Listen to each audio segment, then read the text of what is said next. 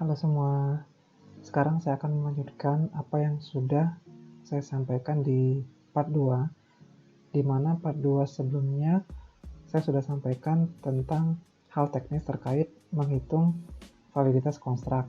Jadi validitas konstruk itu yang sudah dilakukan adalah analisis faktor, kemudian validitas konvergens, dan juga validitas diskriminan.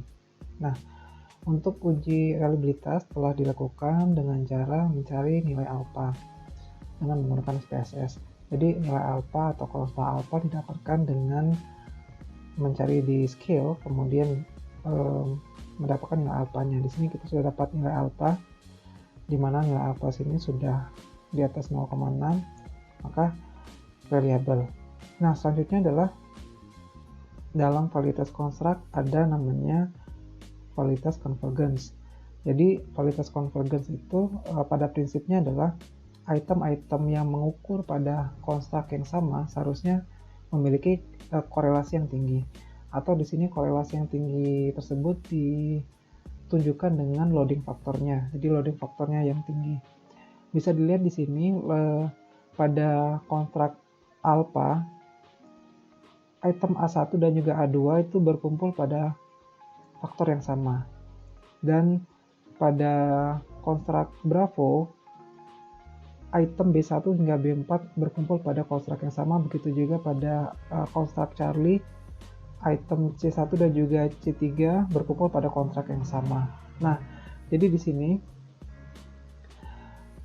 pada analisis validitas convergence, semua item telah berkumpul pada konstruk yang sama.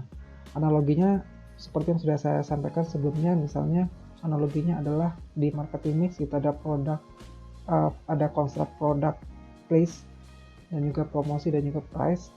Misalnya pada konstruk produk itu ada kualitas dan juga daya tahan. Nah, item yang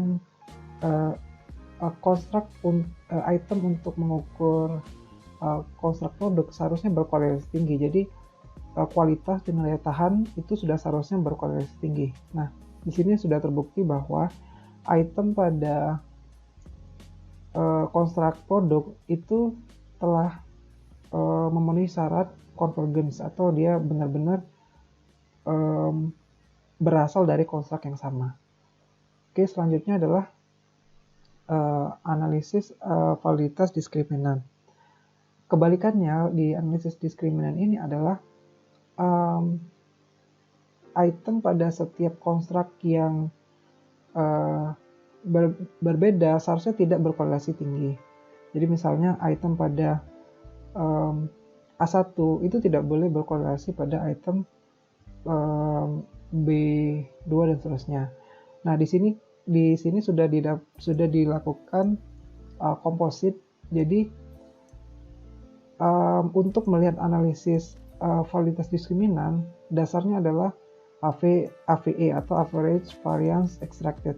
Jadi di sini AVE ini didapatkan dari rata-rata loading faktor pada setiap konstruk. Nah, kemudian yang harus dibandingkan adalah akar AVE. Akar AVE ini akan dibandingkan dengan nilai korelasi antar konstruk yang lain. Jadi misalnya seperti ini. Untuk melihat konstruk alpha itu apakah berbeda dengan konstruk Bravo, nilai AVE-nya harus lebih tinggi dari nilai korelasi antar alpha dengan Bravo. Jadi sini AVE dari alpha yaitu adalah akar AVE dari alpha adalah 9,24, itu lebih tinggi daripada korelasi alpha dengan Bravo yaitu adalah 0,379 dan juga alpha dengan Charlie yaitu 0,442. Jadi di sini alpha dengan Bravo dengan Charlie itu berbeda satu sama lain. Oke, untuk informasi lebih lengkap dapat melihat sumber tambahan yaitu adalah artikelnya Moore dan juga Van Besat, yaitu yang berjudul Development of Instrument to Measure the Perception of Adapting Information Technology Innovation. Nah, di artikel tersebut ada contoh bagaimana cara melakukan analisis validitas convergence dan juga validitas diskriminan. Oke, saya rasa itu cukup untuk analisis convergence dan juga analisis diskriminan. Semoga bermanfaat. Terima kasih.